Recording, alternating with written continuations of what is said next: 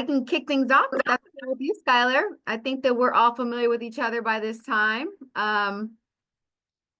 Hello, everyone. I just wanted to say hello and welcome you guys back to the speaker half of the industry session for today's course, which is music production. And I'm excited to introduce our guest for today. Hi, Lucas. What's up? Hi, everybody. It's Hope good you're all to doing see amazing. you.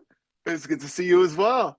Awesome. I'm so excited to have this conversation with you. Yeah, well, listen, we've been having these sessions with the Grammy in partnership with the Grammy Museum over the last several weeks, and we've been bringing amazing guests like you into these conversations to kind of elevate the experience with some of these young people, allowing them to hear from professionals that are actually like living out their journeys and their careers in the industry. And so I'm excited to have this conversation with you, Lucas. You are a music producer, and so I'm going to allow you to introduce yourself to the group. But before we do that, I want to just remind everyone to please drop any questions in the chat that you might have throughout this conversation. We really want to maximize our time with Lucas today as your mentor. So if you have any specific questions from a music production standpoint, please drop them in the chat or raise your hand so that you can engage with him directly. He's here to support you guys in your music production endeavors, right? So learn from him and use this opportunity to connect with him if you can. So feel free to ask questions and drop any in the chat if you're too shy to ask them directly. But we can go ahead and kick things off, Lucas, and I would love for you to introduce yourself to the group here. Maybe tell them a little bit about what you do right now, and kind of maybe where your journey started as a music producer. Absolutely. Well, I'm honored to be here. It's a beautiful day, and I'm so happy that I get to spend some of it with y'all. So, I am a music director, show programmer, and guitar player. I produce as well. I mix a little bit too, but I would say those first three things are primarily what I do.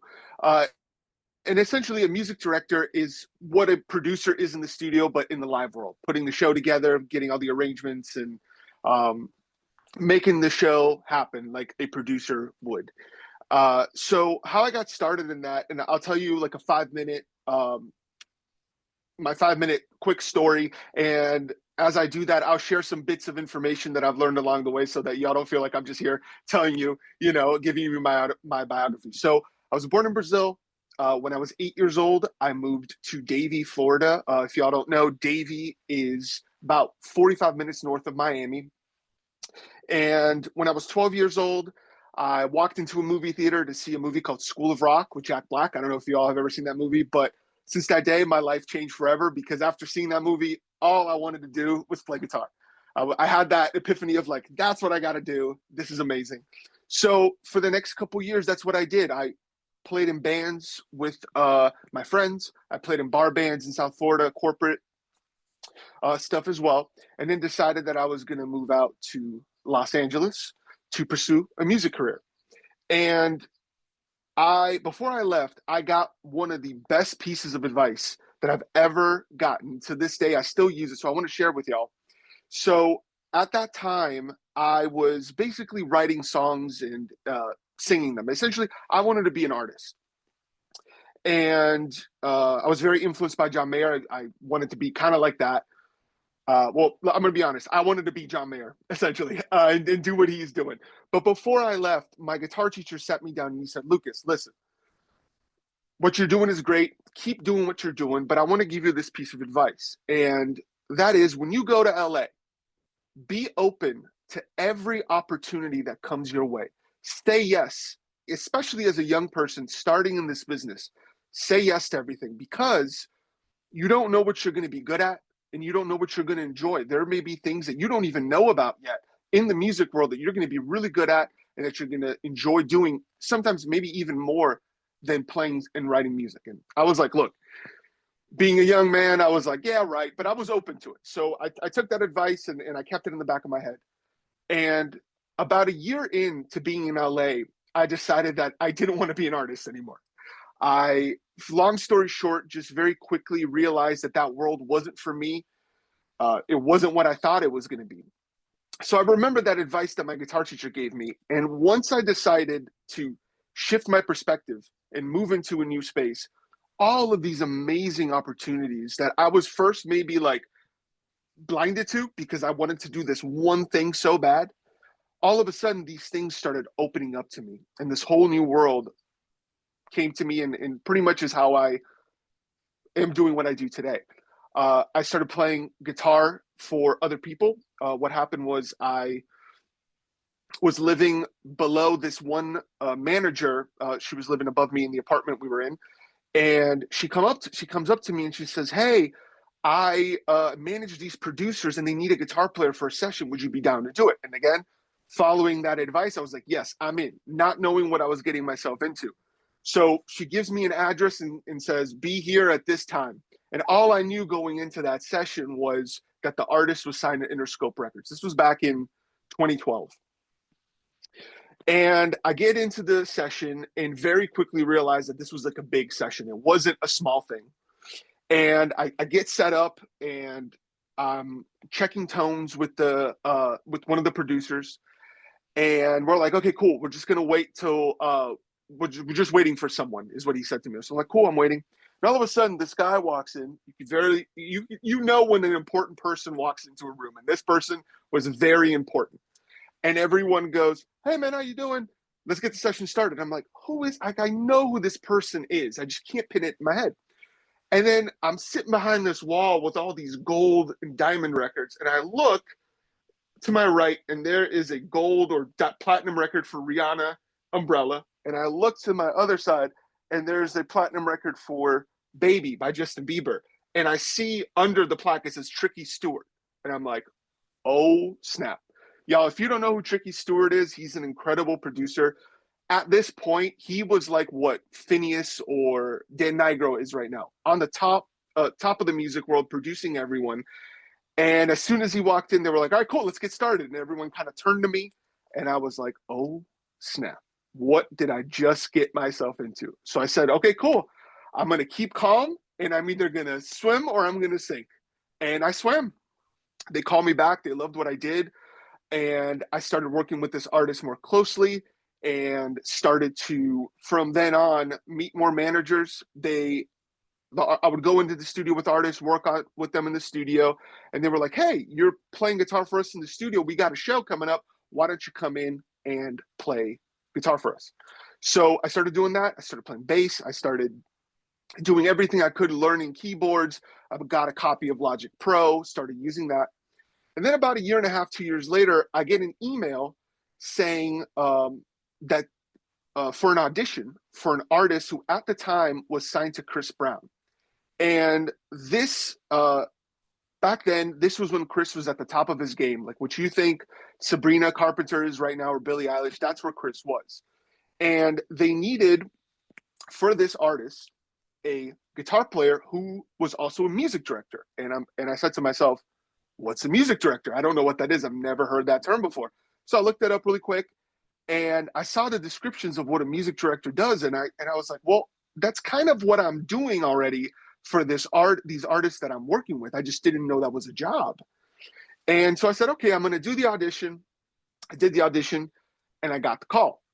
And what happened in this phone call with this manager literally shifted my entire career. And I want to share that with y'all because, again, this is advice that, and this was something that I actually learned on the spot. No one told me this, but it was something that I still use to this day.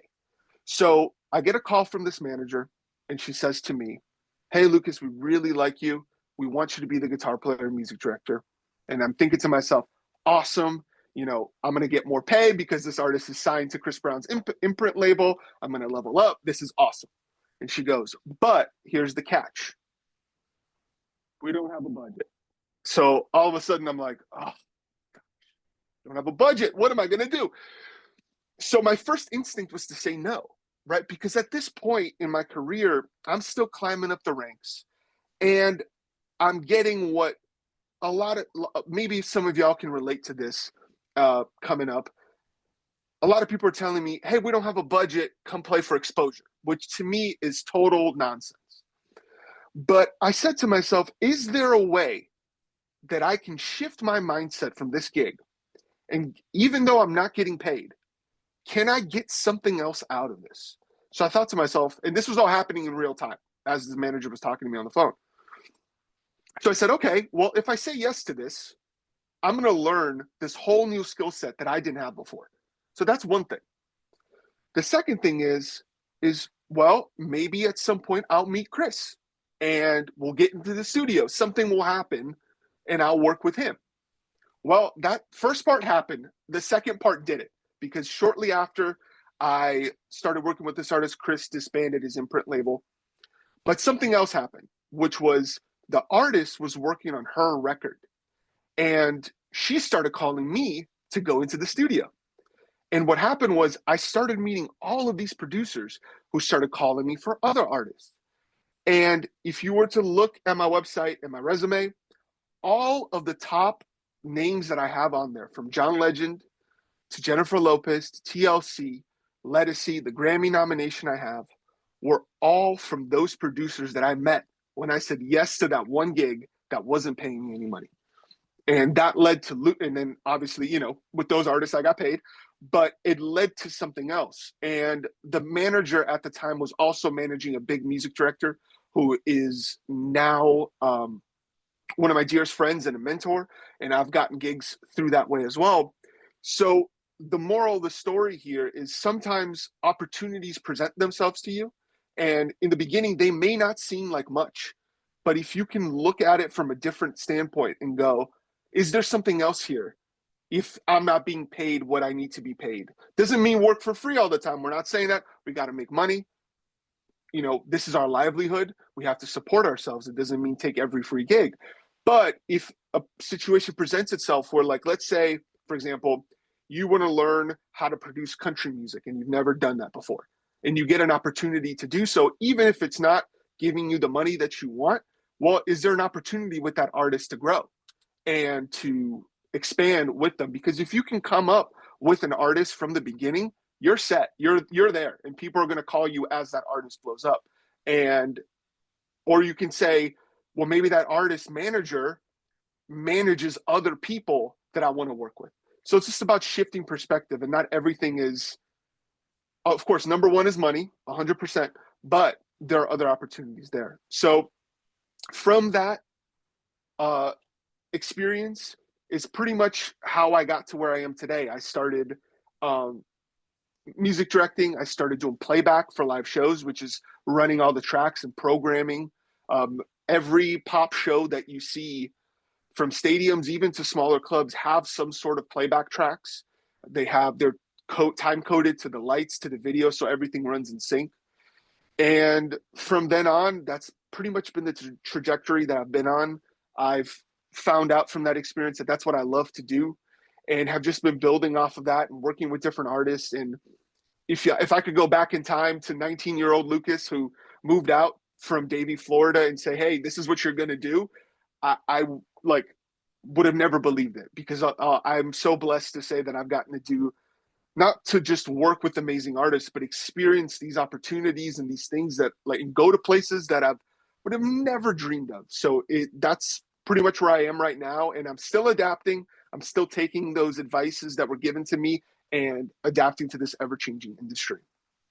Thank you So so much for that's where I am. sharing that. Yeah. That's all very incredible. It sounds like a really meaningful, unique journey, which I think it's important that young people here understand that your journey is going to have ebbs and flows, but you never know what's going to lead to what. Like you said, you didn't go into it looking for a transaction. Obviously, being compensated for your talents is super important, but you being open led to other opportunities that led to compensation. So it's really great that you outlined that and share some of those tips with the young people here. I want to just ask a little bit more about, you mentioned so many incredible artists that you work with, and congratulations on Thank you. that.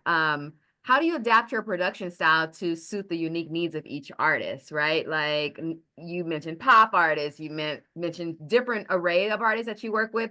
How do you adapt that style? What is unique about your specific approach in suiting each individual artist you work with? Absolutely. That's a great question. So every artist has a different sonic brand, workflow, and energy, like you mentioned.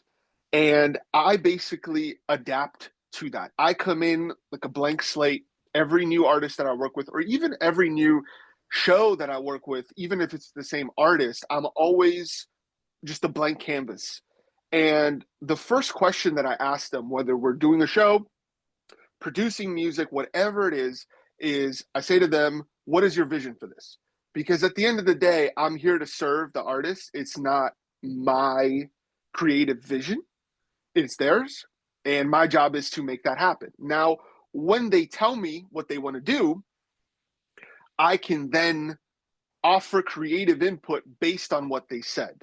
Uh, and once you do that, and once you give the artist, especially in the beginning when you're first working with them, once you give them what they want and they know that you can provide that, the trust has been established.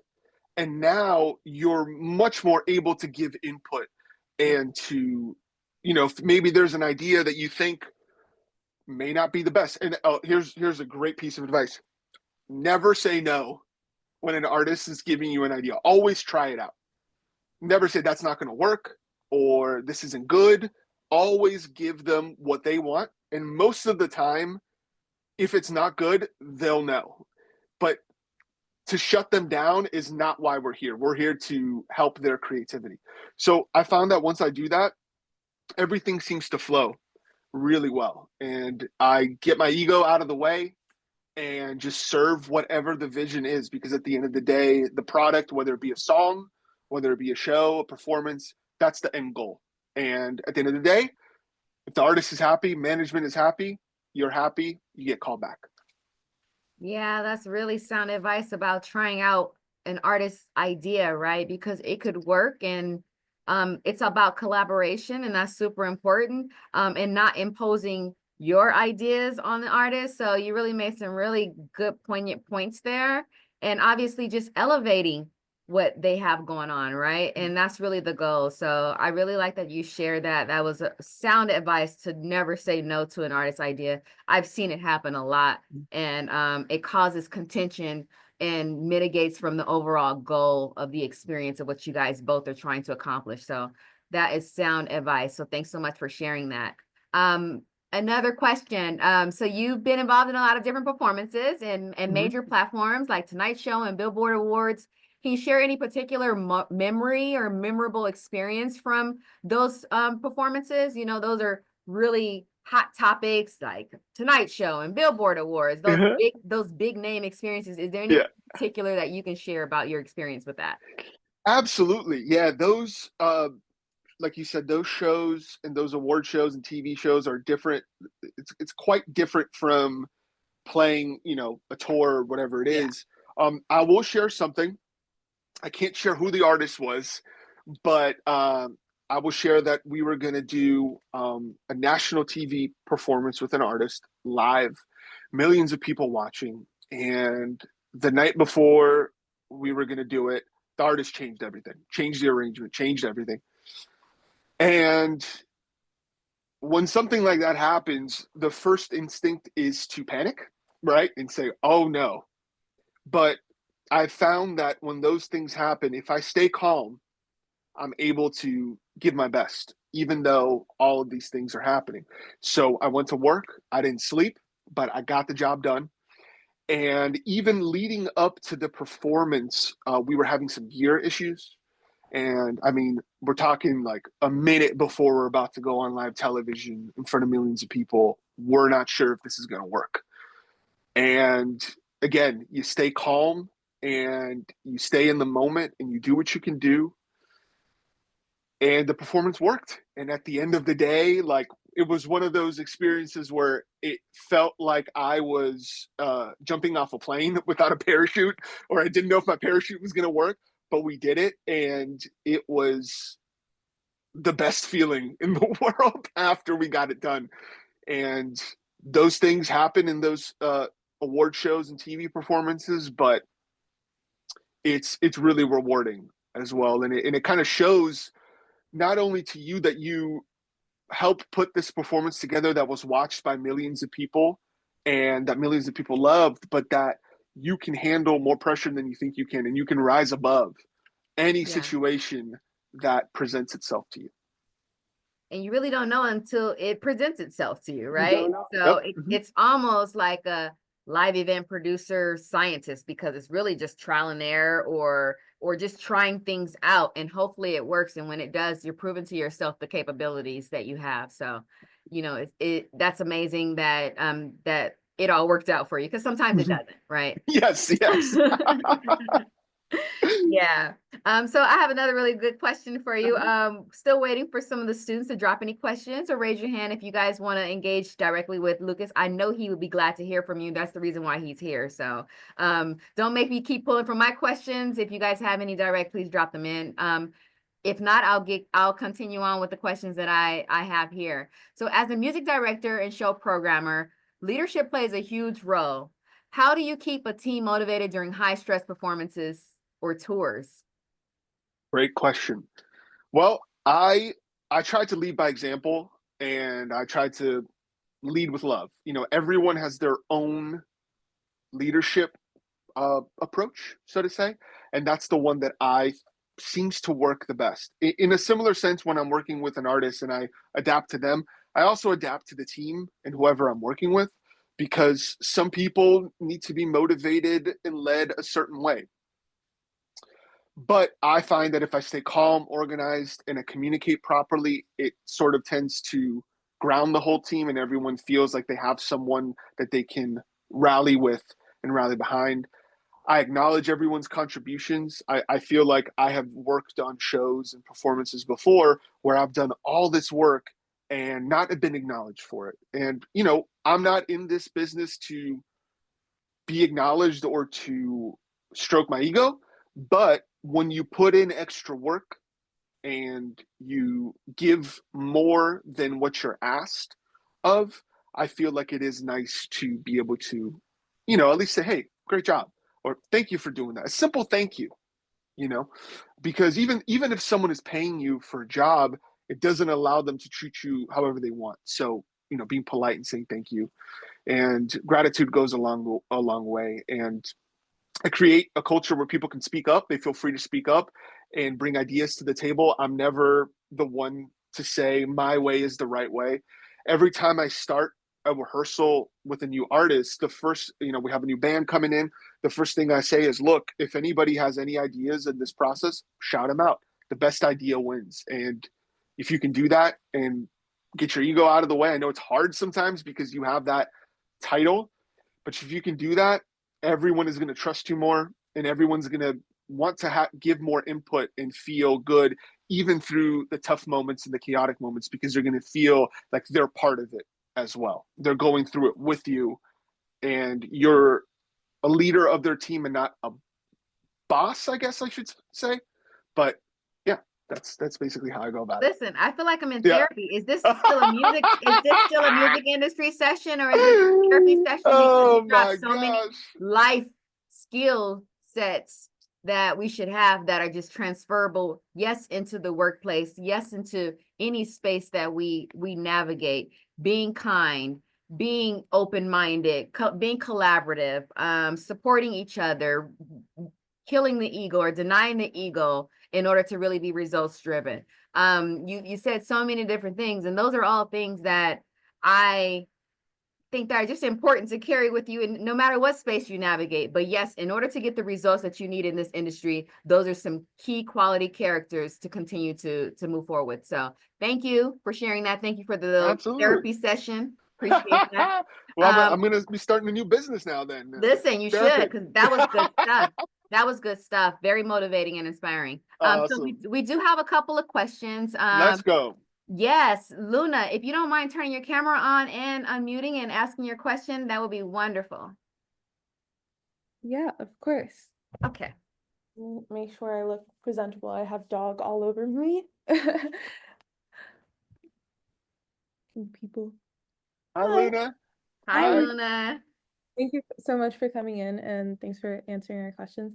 I just had a quick question. We've kind of, through this series, we've kind of talked a little bit about how AI and technology in the industry is really changing the game a lot.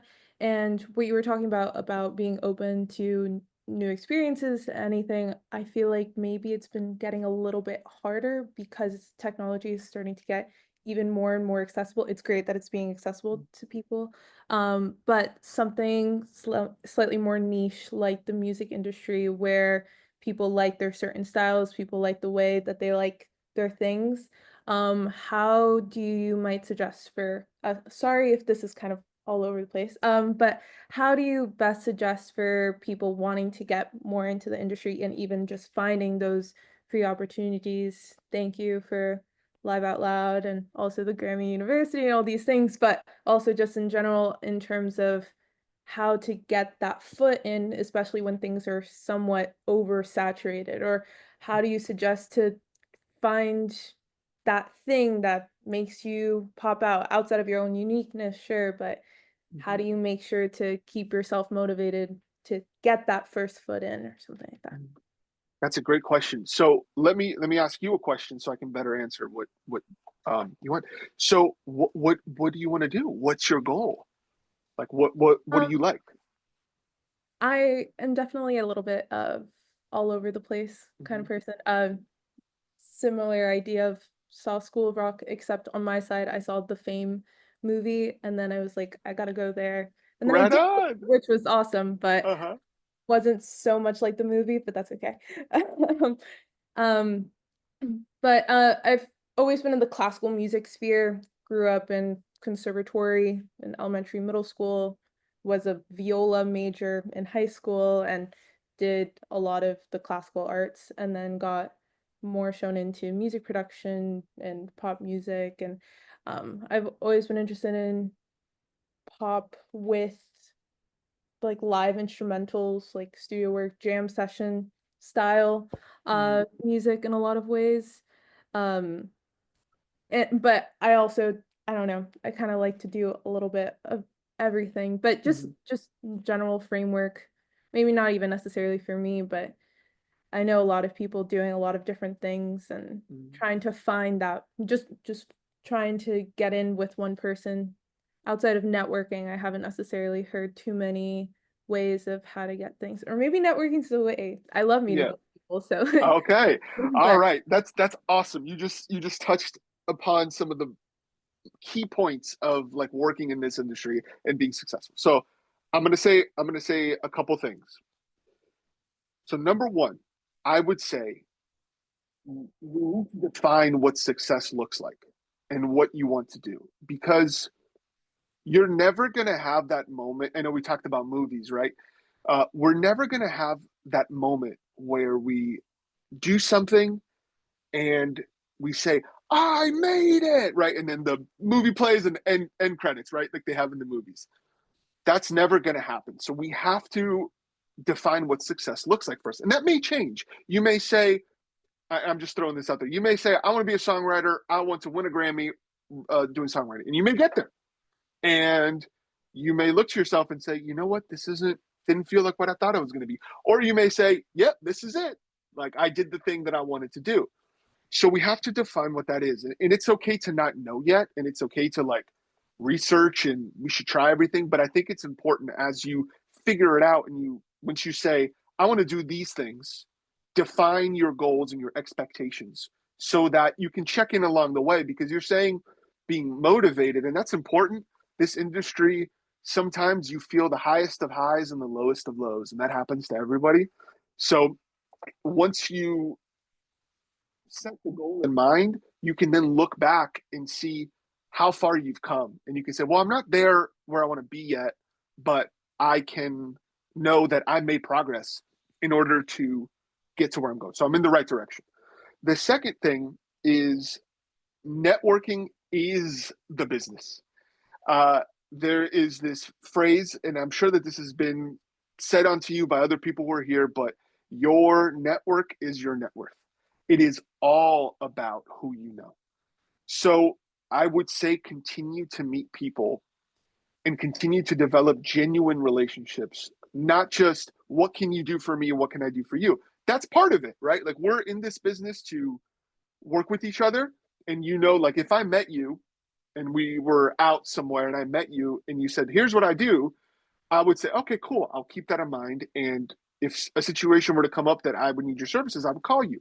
But beyond that, we have to make friends with people and develop genuine. We don't have to be best friends. We don't have to be super close friends. We can, but if you develop a relationship with people where you can just talk to them and care about them and they care about you, the other part is going to kind of take care of itself in a way, because people work with people that they like, and that's who they're going to call for those opportunities. And the last thing that I'll say, you touched upon AI, which is a great thing that you're asking me about this, because it's here to stay. And I am a believer that I think when the technology first started coming out and Suno first popped up and ChatGPT popped up, people were like, our jobs are over. I don't think that's the case at all. I think AI is going to be an incredible tool that's going to help us to do our jobs better. And it is going to help replace the parts of our job that we maybe don't want to do. It's going to automate some stuff, and it's going to give us inspiration, because if you can go into Suno and say, like, let's say you have to write a song for an artist, an EDM song, and you're like, I don't have any inspiration at the moment. You can go to Suno and it gives you something to be inspired by. And it's not going to take us over. So I would say embrace the technology. It is here to stay. It's your friend. It's not a scary thing. And be unique. Do the thing that makes you, Luna, you. Because like let's suppose, I'm just gonna throw this out there. Let's suppose you want to be an artist, like that's the thing you want to do, or let's say you want to produce music and you really like Phineas, right? Like that's your favorite producer. And if you try to do exactly just what Phineas does, they're just going to call him, because you're never going to be as good at doing him like he is. But if you take inspiration from people, all the people that you love, and you mix it in and do it with your intent and your way, then people are going to be like, I want to hire Luna because she's got her sound. You know what I mean? So be unique. Do the thing that no one is doing and shout it from the mountaintops. Post on TikTok. I know y'all, like, posting on TikTok is not fun. I'm a little older. I'm in my 30s, so to me, I'm posting on TikTok, but it's less natural to me as it is maybe for the younger generation. But it's this beautiful thing that we can post on our phones and get traction from this little app that's free. And all we got to do is put up our phones and do it. That's amazing. So be unique, do you, network with people, and define what you want to do. I hope that answers your question. I know you touched upon a lot. Yeah, for sure. Thank you so Yeah, much. I kind of absolutely. talked about a little bit, and just like a really quick follow-up. I know Yeah, yeah, just on that idea of social media, I've yeah. worked alongside this producer in the past, and they have such a unique voice, but didn't want to put the work into putting everything onto social media, because I was like, just Mm-hmm. that's a whole other skill set. Um, and maybe the people who are in the content creation class can touch on this, but or just tell me privately. But do you see that with a lot of new artists or artists that are current in the industry, Mm-hmm. that the use of social media is really adding or not really defining how they then work on their music? If that makes sense, or like, Yeah, does social media, is it playing a role on kind of the internal side of being an artist? absolutely it is. For the good or for the bad. Sorry, 1 second here. For the good or for the bad, social media, especially TikTok, I don't want to say dictates, but it heavily skews the industry, because you have now this platform where these 30-second, 10-second, minute-long videos are posted up, and people's attention spans are getting shorter and shorter. So you're being forced to, in the way that you write songs, have a lot of songs now start with the hook, right? They don't even have an intro, or they start with the verse, because people's attention spans are so short. And like, I have been in rehearsals where we have paused rehearsals for a tour because the artist needed to do TikTok content. Like we are pausing this arena tour rehearsals that we need to do in order for them to do TikTok. So it's there to stay. And then for the good or for the bad, again, we can choose to say, oh, that's not good. And we're not going to, touch upon it or look at it. Or we can say, it's here to stay. I'm going to embrace it and work with this thing. So I would say like it definitely has changed and we need to be able to adapt to it because adaptation it's the old saying, it's not the strongest person who survives, it's the one that's most adaptable to change. And that's the theory of evolution, right? Like that's how things evolve. So yeah, adapt and it is there. Yeah. Thank you so much. Or obrigada. De nada. Oh, hey, look at that. Come on now. Love it. Amazing. Thank you so much, Luna, for your questions. And I'm sure that probably touched on a lot of other questions that people answered, a lot of questions that people may have had because you went so deep into it. So I appreciate that, Lucas. We do have another question here in the chat. What is better for live tour vocals, pre-recorded vocals or real live vocals? Is it common to combine them? For most artists that I work with, they sing live, which is great. But I know of certain artists who combine them, and either way, whatever works. I think a lot of people have, especially outside of the music industry, I think that people in the music industry kind of know. But when you're on tour and you're been gone for 2 months and you did 3 shows in a row and your voice just isn't there, sometimes you can't sing the whole show. So you put in those things in. It happens, but thankfully, I don't have to deal with that as much. But people do it, and again, the show must go on. We can't, just because an artist can't sing one song one night, we can't cancel an entire tour or show because of that. So awesome. Thanks so much for answering that question. Hopefully that answered your question, Jenny. And Jenny Luke, let's go. Marcus, you want to unmute and ask any questions that you might have to Lucas? Hey, Lucas, how you doing? I'm the instructor for this industry session thing. So I want to first thank you for taking your time out to meet with the students here. I got a few questions for you. I'm gonna kind of swing it to talking about some of the gear. So you're a guitarist. Yes, sir. What was either the first guitar you remember playing on, or your first guitar that you purchased and was kind of happy about? That I remember playing on, I purchased in a Squire Strat, the little one that comes with the little amp. That was my first one. But I mostly play now Gibson Les Paul that I've had for almost 20 years now. Nice. And it's my favorite guitar. But I honestly, I'll play anything. I'm not that musician who's like, I gotta have this gear or I gotta have that guitar. Like if it's set up and it works, let's go. Gotcha. That was going to be my second question. So thank you for hitting that.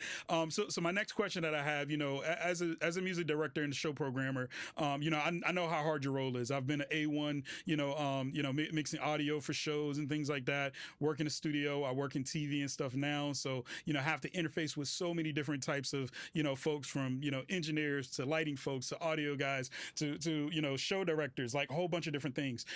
What's some of the tools, hopefully you can kind of talk about some of the tools that you transition from studio to stage that you really rely on, right? So throughout some of the courses, being in shows, you talked about how, that 1 minute before that show, you weren't sure things going to work.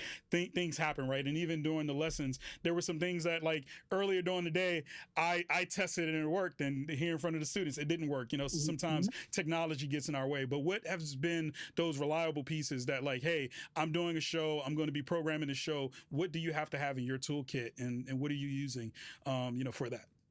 Absolutely, great question. I use Ableton Live for live shows. I'm still fluent in Pro Tools and in Logic. I started on Logic, but because Ableton is so good for live, I just use it for production as well because it's very easy to just keep them all in the same thing. And I've also found that Ableton for production works great for my workflow, and I love it. I would say whatever DAW you're using, I think I'm not that person to be like, which DAW is better? That doesn't make any sense. It's whatever works for you. If you can make a hit on GarageBand, amazing. But I would say in the live world, it's either Ableton, Pro Tools, or Digital Performer. They just lend themselves in that way to work better. So I use Ableton Live. If y'all haven't used it, I would highly recommend. I think there's a free trial on Ableton.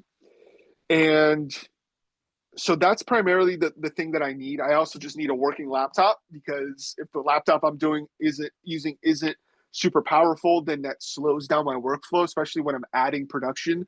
All those string libraries and Omnisphere and all that stuff really take up a lot of CPU from your computer. And the worst thing is to be like with an artist doing pre-production for a show and your computer's not working. They're going to be like, well, why am I paying you if your gear's not working and I'm wasting my time? So just having solid gear that works. And in the live world, whether you play guitar, you play an instrument, whether you're producing, whether you're music directing, whether you are doing playback, the number one thing that I say to people is to always have backups of everything. The saying that I rely on is, if you have two, you have one. If you have one, you have none. So always a backup computer. We always run two computers simultaneously for every show. And I have third one on standby just in case something goes south. Two interfaces, multiple cables, multiple hard drives. Y'all back your stuff up to multiple places. I cannot like the feeling. I've had things stolen from my car before, and having them store, and they stole my hard drive. So having them on a separate hard drive at home or on the Dropbox on the cloud has saved me from hours and days and months of work that I did that I could have lost because I backed the stuff up. So just backups of everything and a good solid laptop. And I mean, it's pretty incredible. We're talking about technology. It's mind blowing what you can do now with one laptop and some plugins. It's truly incredible. So that's what I need. Great. Thanks, Sully. Mm-hmm. Thanks for those questions, Marcus. Does anyone else have any questions? If you do, raise your hand. If not, I have a couple more questions that might inspire some more questions out of you all. Lucas, good stuff. Thank you so much. Oh, thank you. For such incredible insight. I'm learning so much. Listen, I don't want to be a music director, but listen, if I aspire to, I feel pretty confident in that endeavor. Thanks for the conversation. So thank you. For sure. So my question is, what's one challenge in the music industry that you feel is rarely talked about, but is important to acknowledge? Oh my gosh, great question. I think now it's being talked. I would say, so the answer is mental health. I would say within the past couple of years, I think especially since COVID, people have been talking more about it. Before COVID, if we can even remember what that was like, because it feels like 30 years ago at this point, people didn't really talk about that. At least for me, I just like worked myself to the bone. I didn't sleep. I was just like work. That's all my life. And I burnt out. And I think a lot of people were in a similar mindset to where I was. And I think that because of the nature of this industry where our schedules aren't even, and what I mean by that is in the 9 to 5 world, you work 9 to 5, Monday through Friday. And yeah, you may do some extra work when you get home, but for most jobs, your schedule is pretty much set. For us, we don't have that. So there may be a month where things are a little slow and you're not really doing that much. And then you get to the next month and all of a sudden you're booked nonstop. And it's the old expression, when it rains, it pours. And you're doing the work in 1 month, you're doing the work that you would have otherwise done in 2 months, right? So I think that protecting your energy, creating boundaries, because some people in this industry just want to take. If you give them an inch, they'll try to take a mile. And if you do that, or if you don't do that, you'll run yourself into the ground. And I've been there. I have been at that burnout spot, and it's not fun. But thankfully now I'm at a position where I can set those boundaries and be open to talking about those things. I have these conversations with my friends all the time, because we all got to know that we're going through stuff, and like we can't live our lives in a way that's like showing that we can't crack or that we can't have emotion or that we are working ourselves to the bone. That's not a sustainable way. And we want to have a career that lasts 20, 30, 40 years, we have to make it sustainable. Yeah, I agree. I think that we're all people who enter the music industry and who pursue careers are passionate about this industry in this career, but it can be very taxing. So it's important to have a balance and be mindful of all of the things that you just mentioned. So thank you so much for sharing your perspective on that. We do have a couple more questions from some students. Audrey, you want to go ahead and unmute and or turn your camera on and say hello to Lucas and ask your question? Hey, Audrey. Hi, Lucas. Hi. Hey, Audrey. How are you? Okay. So I feel like this conversation is really aligning with me because I say yes to a lot of opportunities and they lead to more opportunities. And that's what has been going on lately for me. So within the past 24 hours, I have been offered an opportunity to plan a US tour for a few different artists with my music producer and songwriting partner.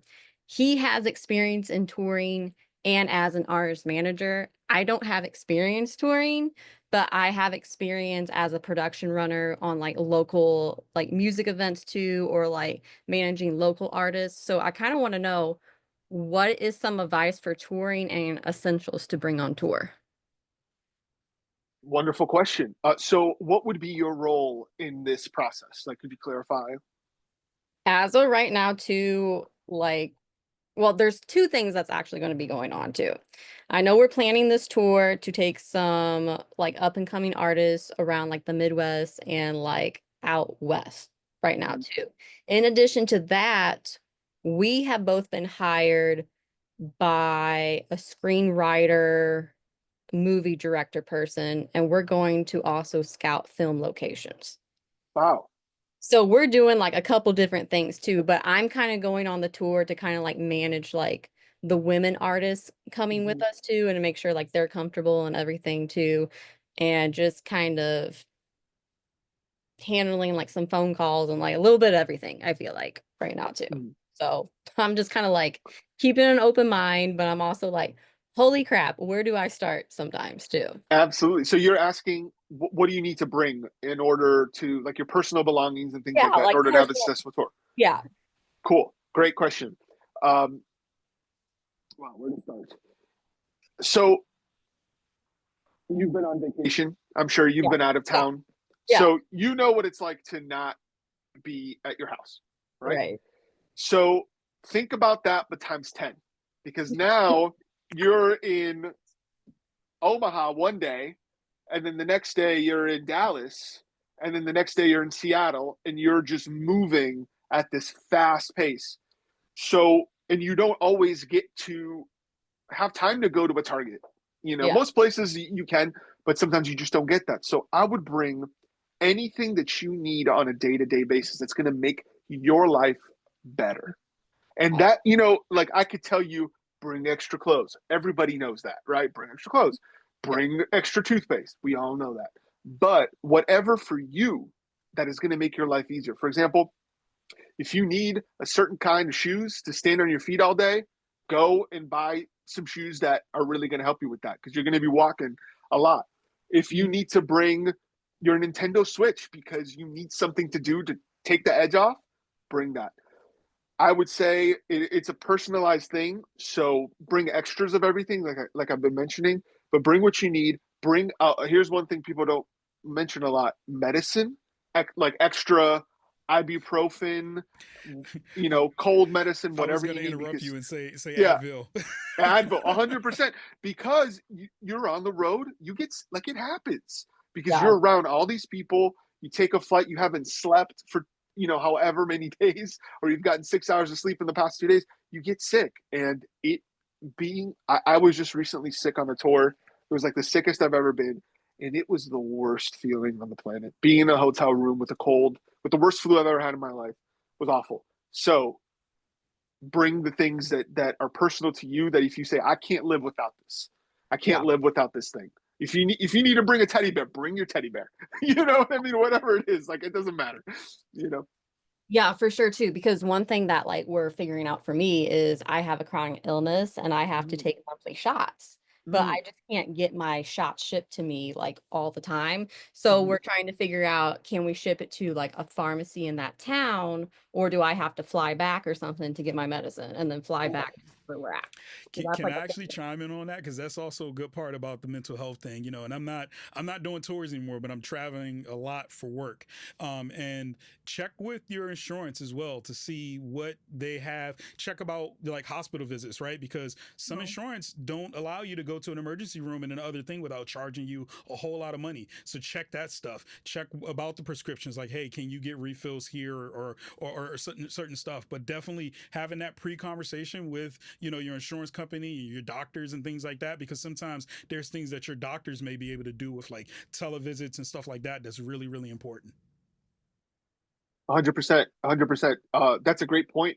I not recently, but when I started after COVID, I started touring back up again. I reached out to my insurance provider, and I have an extra plan that allows me to go, you know, see if I'm out of state, I can at least go to an emergency room or see a telehealth. It is extra, but I think that it is necessary because we don't want to be stranded in the middle of nowhere and we can't go to the hospital. Like that's awful. Cool. Thank you. You're very welcome. Thanks for your question, Audrey. And thanks for those insights, Lucas. Mhm. Ron, would you like to ask a question? Do you mind unmuting and asking Lucas your question direct? Yeah, of course. Thank you so much, Lucas, for sharing your guidance, advice, experience, and thanks to Candace for getting all of us connected. One of the questions that I had, I believe that you touched on already as far as like um, establishing a sustainable music career. I was reflecting on how you were saying at this, especially in the early stages of our music career, we want to say yes to everything. And of course, in this career, all of us are trying to transform our passion into our life, and we will Mm. wake up early, stay up late, blood, sweat, and tears to do that. But I was also thinking about how you were talking about um, kind of defining your goals and ensuring that people don't take, you give them an inch and then they take it a mile. And so I just was wanting to ask on how you create a sustainable life with all of that in mind.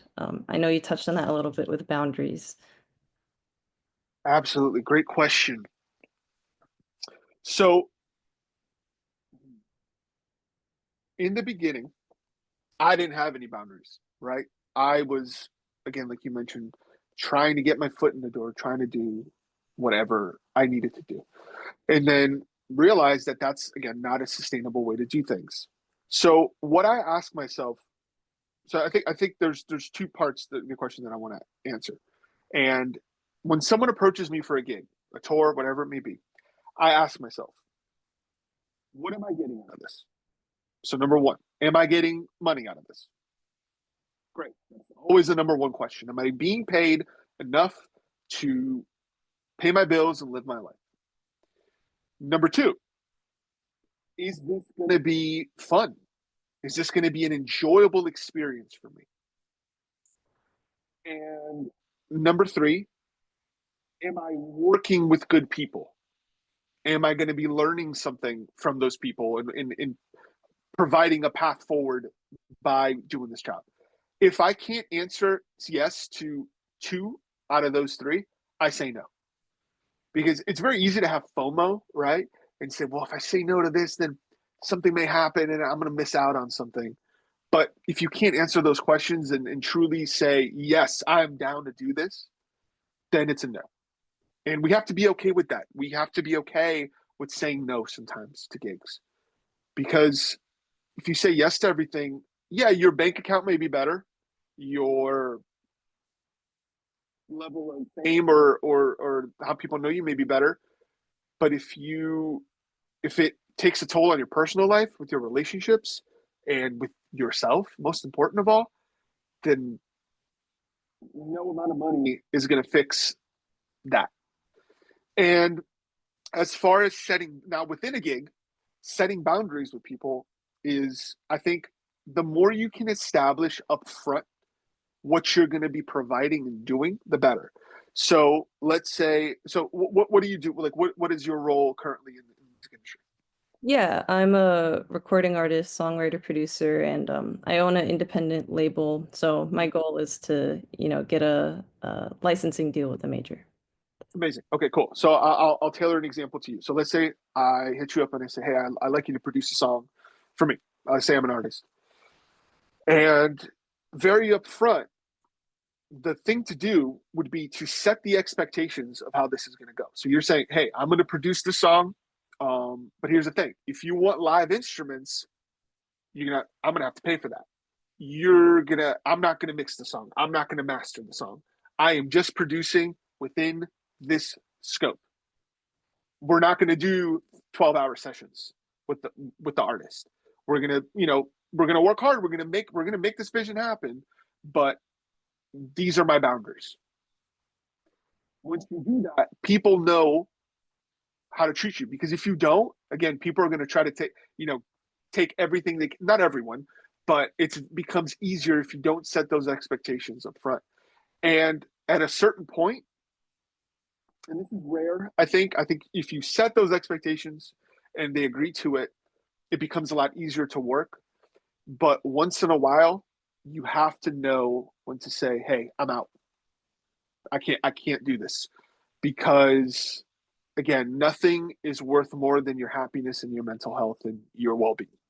So be firm. You know what I mean? Like, if someone's asking you to do something that you didn't agree to, or that is not within your skill set, or that you can't do, be firm and say, hey, I cannot do this. I'll maybe help you find someone who can, and try to offer a solution, but say, I'm not going to stay up until 2 a.m. comping vocals. I'm not going to do these extra things that you're asking me to do. Yeah, Okay. that's really solid advice, and I appreciate that. And I guess using that example that you had about how the artist you were supposed to perform with in front of millions decided to change their setup like the night before, would you say in that moment, like, did you like, I guess, express, like, did that change your business relationship with that person, or do you still work with that person? Like, I guess I'm asking as far as like tying to kind of those boundaries that you discussed. Absolutely. That's a good question. So I do still work with that person, because it was a one-time thing. It wasn't something that happens all the time. And I have worked with artists who continuously do that, changing things at the last minute. And the unfortunate thing about the live world is, like, if an artist says, I want to change this, let's say it's a last minute thing, and no one is there to tell them no. If their manager is saying, hey, we can't do this, or the TV show is saying, no, you can't change it, then nothing is going to stop them from changing it. And that's kind of, unfortunately, how the live world works. If it happens once in a while, hey, it's once in a while, and it is what it is. If it's an artist that does this continuously, and I've worked with those artists before, I just don't work with them anymore. It's not worth it. That's when you have to just say, hey, I'm not available.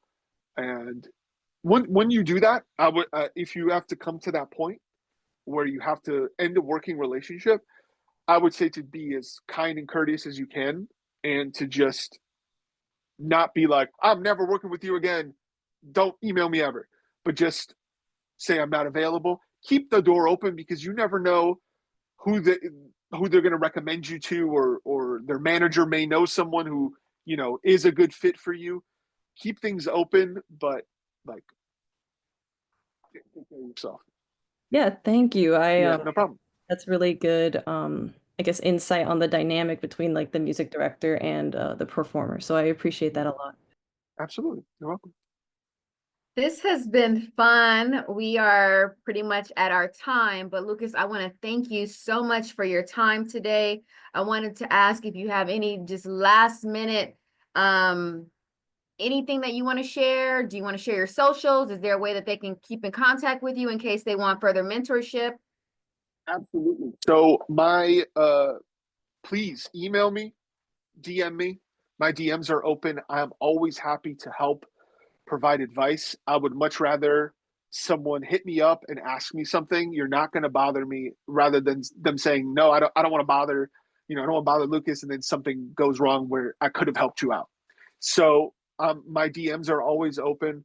I do have some exciting stuff that I'm working on. I'm currently working on a course that is going to be basically like the things that I've learned that we kind of like we're talking about here that they don't teach you in music school, or that you learn kind of as you do this job. And I'm really excited about that. I'm going to be providing a lot of value in that. So that's really exciting. So keep in touch with me for that.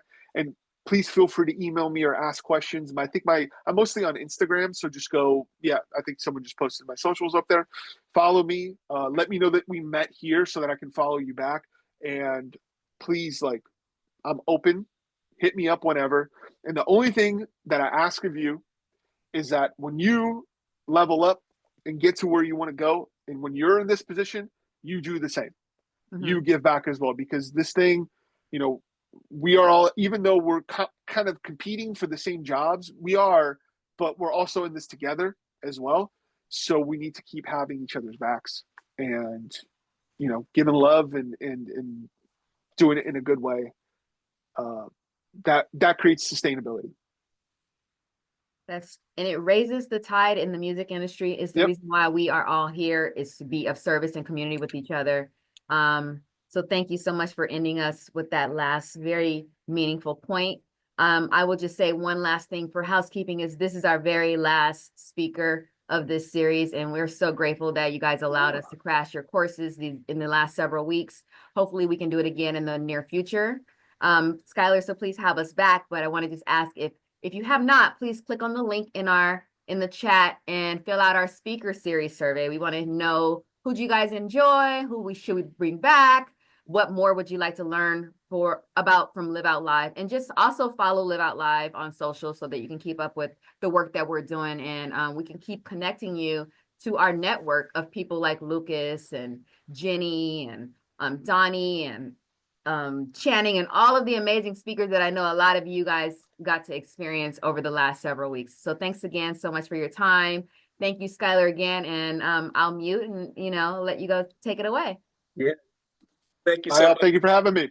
Thank you, Lucas. Absolutely. Thank you for being here. I was in the background most of the time with the camera off, but I got a chance to hear you speak, and very powerful. Thank you for sharing all that insight. Very, very powerful.